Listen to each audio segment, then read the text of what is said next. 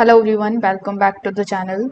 So in today's video, I'm going to show you exactly how you can test a 3-wire AC pressure switch, and I'm also going to explain to you the difference between a traditional pressure switch and a pressure sensor. Now before grabbing the multimeter, you need to identify what type of component you are testing. On many of the modern vehicles and the air conditioning systems, a 3-wire connector usually belongs to a pressure sensor, which is also known as the pressure transducer, rather than a simple on or off pressure switch. So you need to simply first of all start by inspecting the electrical connector. You need to look for the bent pins, corrosion or damaged wires, or the oil contamination around the sensor. The connector problems are often mistaken for a failed pressure sensor. Afterwards, you just have to simply just turn the ignition on without starting the engine, and you need to back probe the connector.